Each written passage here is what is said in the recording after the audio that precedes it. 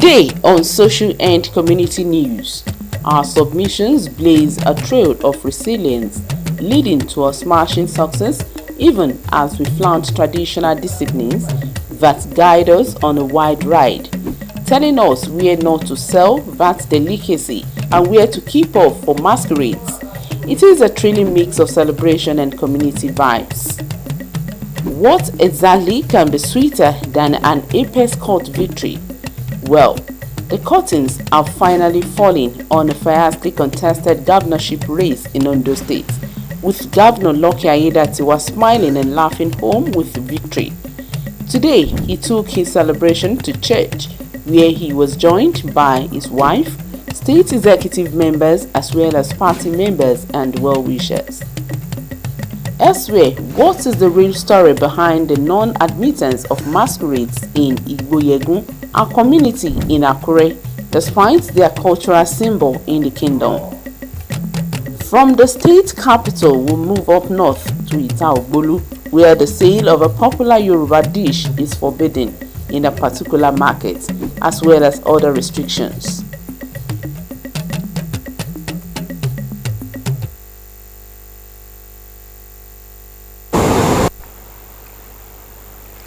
Good evening and welcome to tonight's social and community news, where we shine a light on the people, places and traditions that shape our society.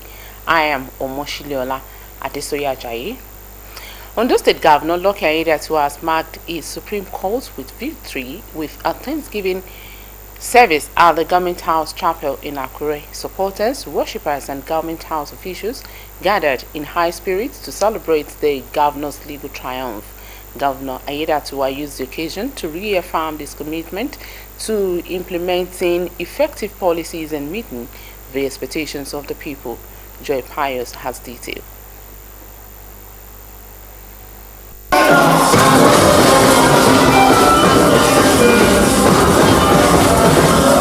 Prominent individuals, political allies, and government officials gathered at the Government House Chapel in Akure for a special Thanksgiving service to celebrate Governor Aiyedatiwa's Supreme Court victory.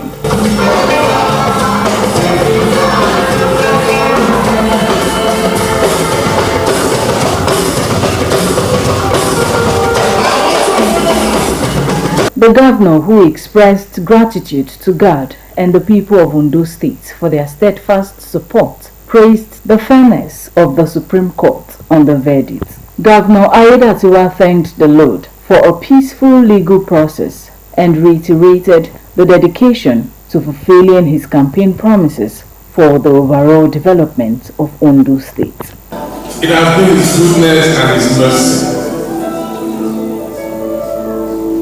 His mercy, his goodness, grace and help. Not by power that any man should boast. Paul even said, if I boast in the Lord. I've always said that judiciary is the bedrock of our democracy. We have been saved by their decision. Saved by the decision of the court. Rather, in the courtroom, God spoke to the hearts, staying on the path of fairness, equity, and justice. And that was what we worked out for. Attendees, including worshippers, offered prayers and messages of support for the governor's vision of building a united and prosperous state. It's a happy day for all of us. At least we won the victory at last, so we're happy. I expect everybody from Ondo State, irrespective of the party affiliation, to join hands with the governor to move the state forward. He's our lucky governor. He has always been lucky and will continue to be lucky. I also I'm happy for the whole Ondo State citizen for this victory, because it's for everybody. It's not for only the governor. The victory is for everyone. So I'm celebrating with the whole Ondo State and myself as well, and my local government. They have no choice than to be praying for him. That's the only thing they need. He doesn't have his own power to rule the state. He was sent by God, and he needs the mercy of God to rule. And the people should continue to intercede for him.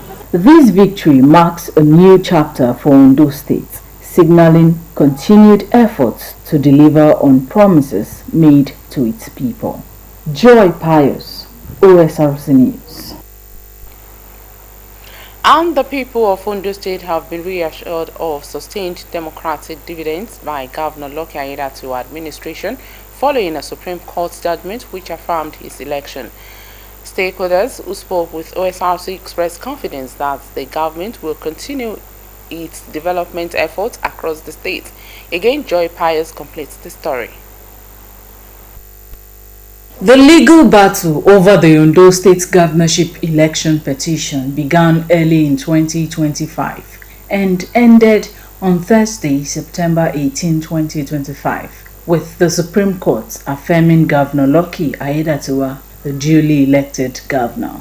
Following the ruling, All Progressives Congress (APC) chieftains and supporters across Ondo State celebrated the victory with jubilation. The Lord has given you victory.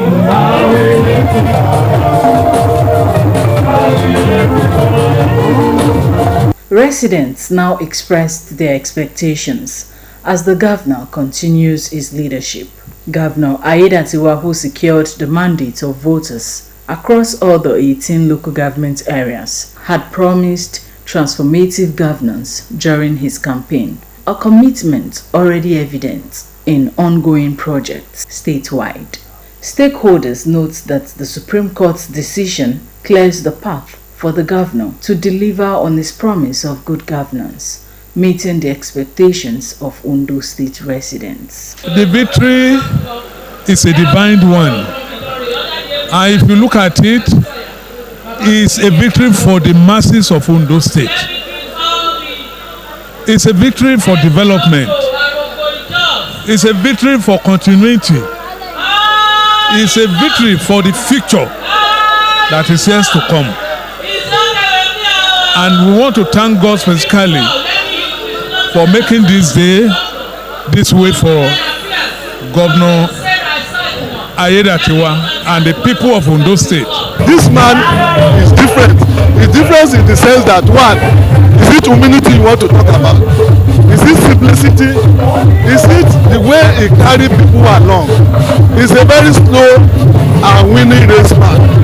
He's not in a hurry, and that is why I'm quite sure that Lucky will take us to so many places. I know those states should be expecting more dividend of democracy. God bless. The era of distraction is over. Concentration and, of course, infrastructural advancement has begun. Right now, what we now begin to see is advancement of the promises of Mr. Governor. What he promised while he was campaigning, promising us that he will indeed transform all strata of governance, from agriculture to education to all sphere. Right now the time has come that we are put behind us. All contentions are over. It's time for us to rise. They urged citizens to collaborate closely with the government to build a progressive state that uplifts every resident as the administration's commitment. Your state government will this week commence a one-week program of activities leading to the coronation of the 44th Olubadan of Ibadan land, Osrc Ladoja. The State Commissioner for Information and Orientation, Dr. Yelade, disclosed that the program will open on Tuesday, September 23, with a cultural exhibition and symposium showcasing Ibadan's heritage and the historic importance of the Olubadan stool. On Wednesday, a health outreach program will be held across major state communities in Ibadan to reflect Ladoja's long-standing passion for public welfare.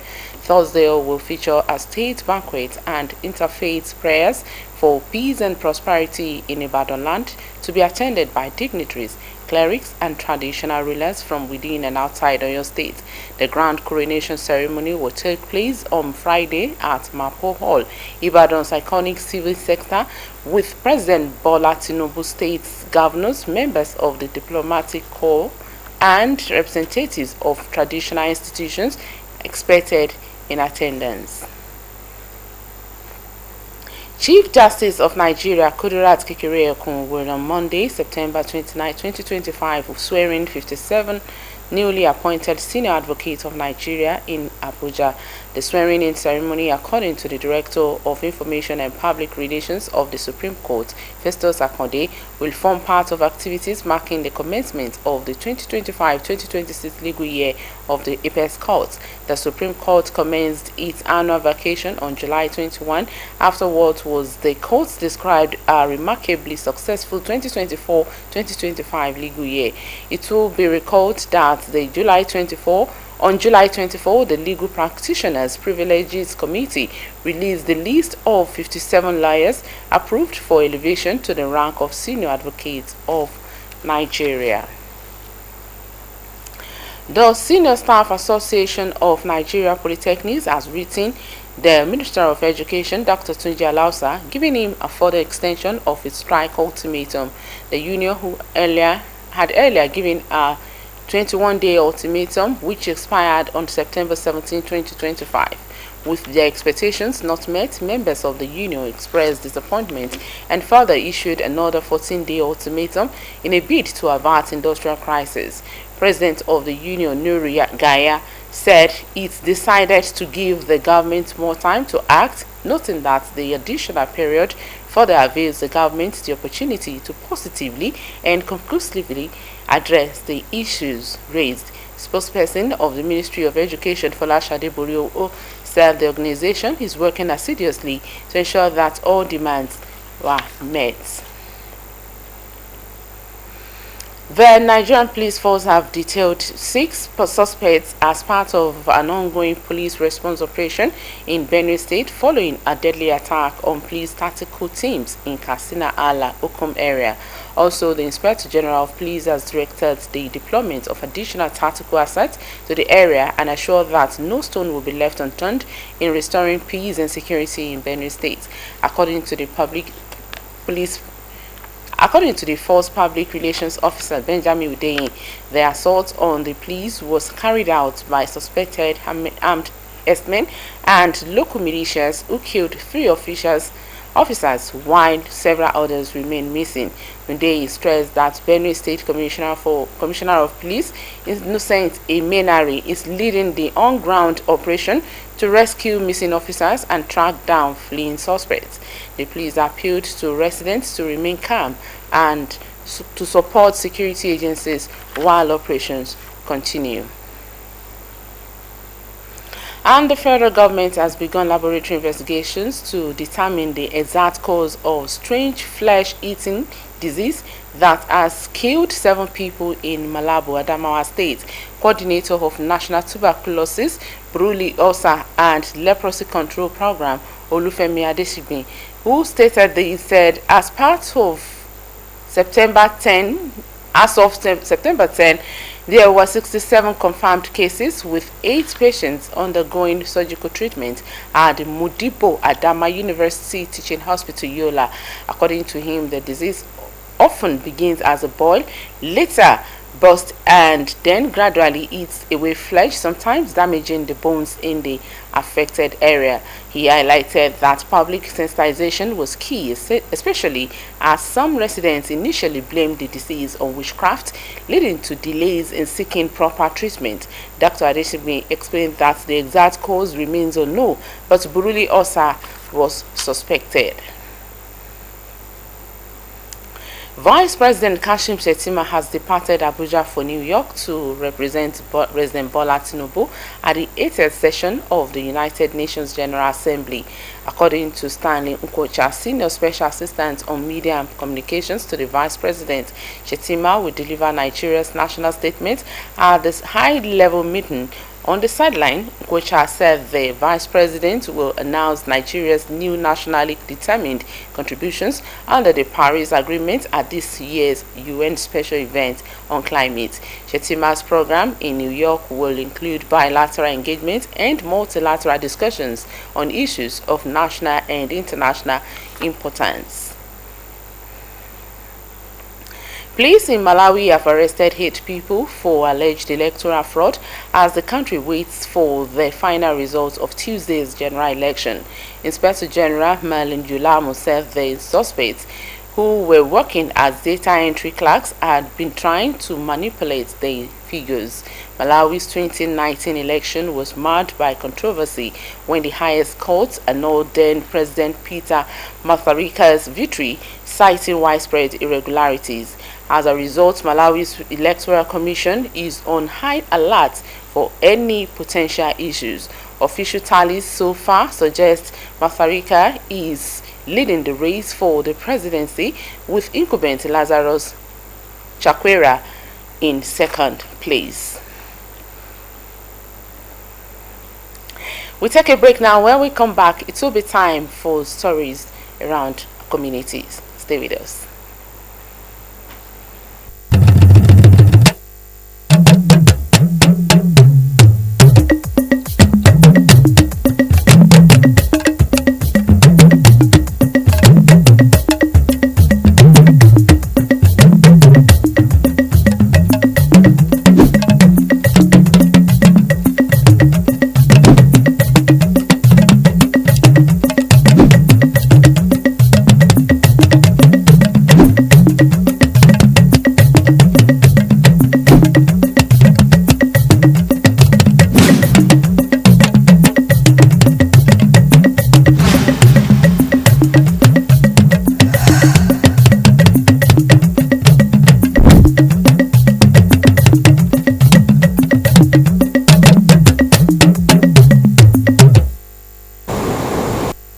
Glad to have you back. You can watch us live on our website www.osrc.ng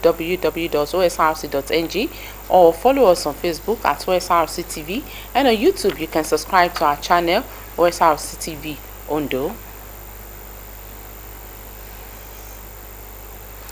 Culture is the heartbeat of every African community, shaping identity and linking the present to the wisdom of the past.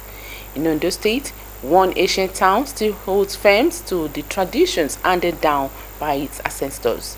Ita-Ogbolu, a historic settlement along the Akure-Ikere Road, stands as a living example of how customs and values can endure despite modern change. Our reporter takes you to the remarkable community where tradition is more than history, but a way of life.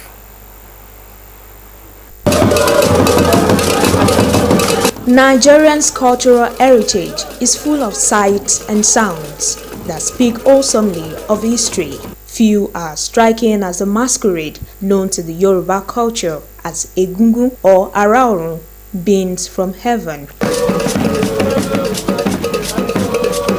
Dressed in layers of clothes, bright colors and often draped with palm fronds, believed to shield them from harm, the masquerades dance through villages and city streets, carrying the voice.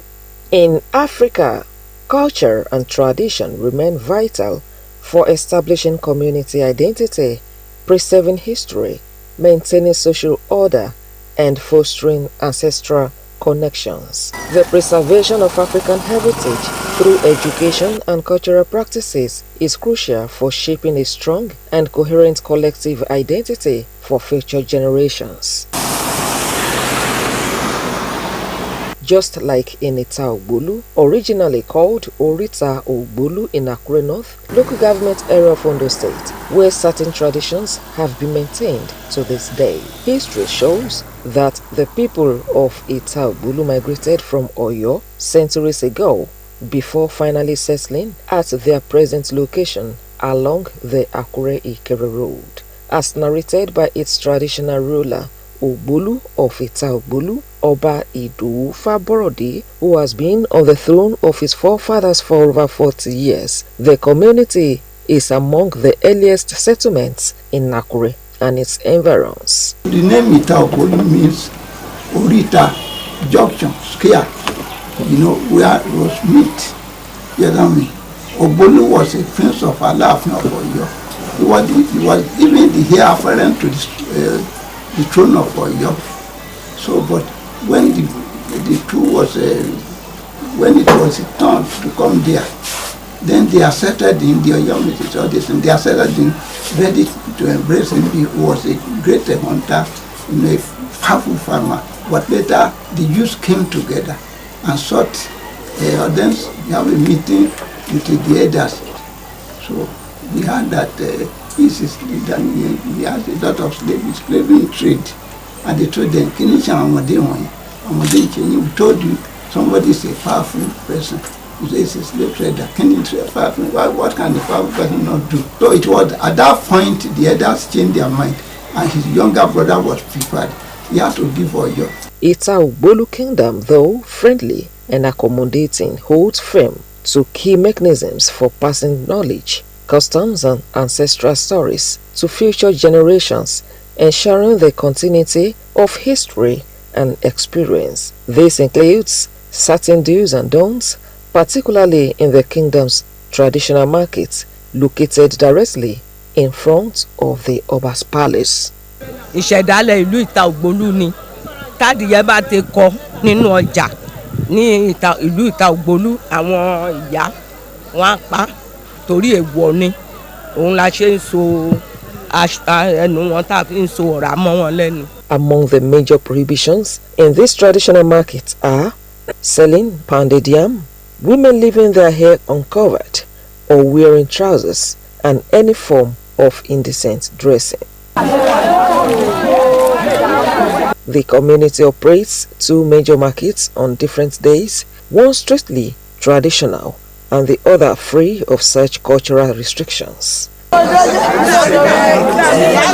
Stating some of the dons of the land, Iyaloja of Ita Ògbólú, Oluwatoyin Jinadu, explained that the forbidden acts have been in place from onset and continue to guide the people's conduct. Obìnrin ò gbọ́dọ̀ rìn òhò wọnú ọjà, kì í ṣe ìhòòhò pé kéèyàn naked o, pé kéèyàn wọ bí àwọn small something tó yẹ kó pé kó ń bẹ̀rẹ̀ kó mú nǹkan kan lẹ̀ tẹ́ pé ṣe lá máa wo fún rẹ̀.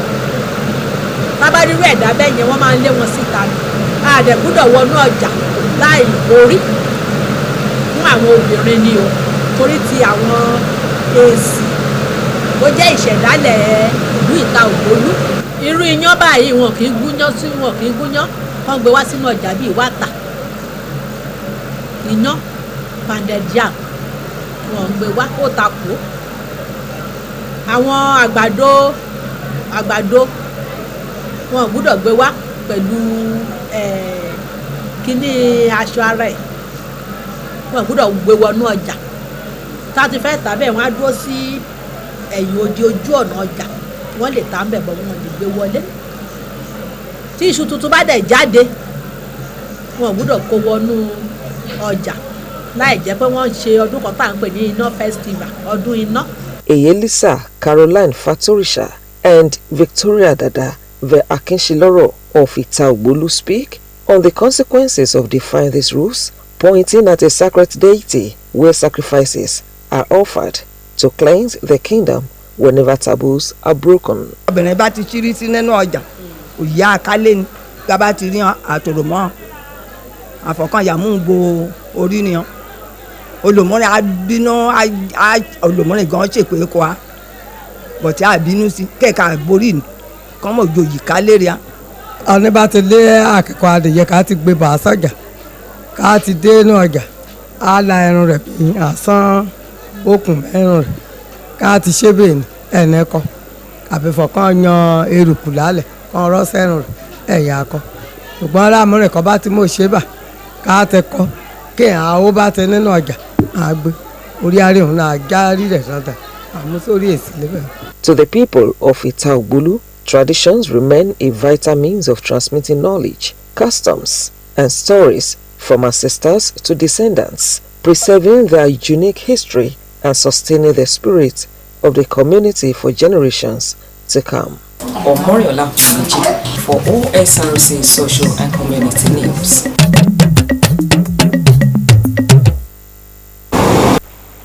Yes, the story from Ita Ògbólú reminds us that tradition is not just about the past, it is a living guide for identity, values, and communal strengths. In a world rapidly changing, it is remarkable to see a community like Itaobolu so deeply rooted in its heritage while still navigating modern life. Moving on, masquerades are one of Nigeria's most colorful traditions, a lively link between people and their ancestors. They move around communities with music, dances, and laughter, carrying stories that have lasted centuries. Yet, these sacred figures have places they are forbidden to tread upon. Here in Akure, the Ondo State capital, one quiet street, Igboyegun, has kept them out for generations. Blessing Obi tells us why. Of ancestors. Nigerians' cultural heritage is full of sights and sounds that speak awesomely of history. Few are striking as the masquerade known to the Yoruba culture as Egungun or Araorun, beings from heaven. Dressed in layers of clothes, bright colors and often draped with palm fronds, believed to shield them from harm, the masquerades dance through villages and city streets, carrying the voices of ancestors. Their dances renew community bonds, call for blessings, and keep alive the memory of those who came before. But in Akure city center, a small neighborhood exists where the Egungun stops at the edge. Igboyegun is calm and unassuming, yet it holds an age-long rule forbidding masquerades to enter here. Why are these revered beings restricted here, and what history sustains this rule? Igboyegun used to be the groups for blacksmiths in those days. And the inhabitants of Igboyegun are majorly blacksmiths. And you know, blacksmiths and masquerades don't go together. And because of that, masquerades were forbidden from going to the groups of Igboyegun. And Igboyegun is an ancient street, it's as old as Akure itself. And being the abode of blacksmiths. Yegun is a name of a person. That person was a blacksmith. He carries out his blacksmith activities in a bush, that is in his abode. So when people go in there to patronize him, they will simply say or tell someone that they are going to Igbo Yegun. Residents believe the land carries Yegun's spirit, and crossing the line with masquerades would disturb an ancient balance. For them, the tradition is more than a folklore. It's part of what makes Igboyegun special.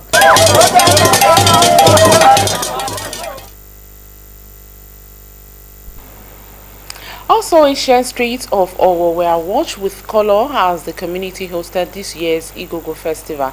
Believed to be more than 600 years old, the festival honors Queen Oronse, a legendary wife of an Owo king. In her memory, the Olowo of Owo and his chiefs wear brightly patterned wrappers, kora beads, and plaited hair, a tradition that sets Igogo apart from other Yoruba festivals. For 17 days, Owo becomes a hub of processions, drumming, and dances, drawing visitors from across Ondo State and beyond.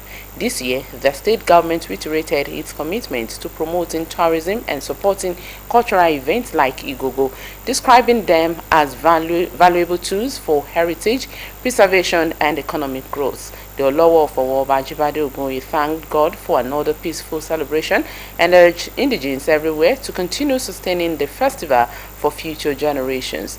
Details will come your way next week.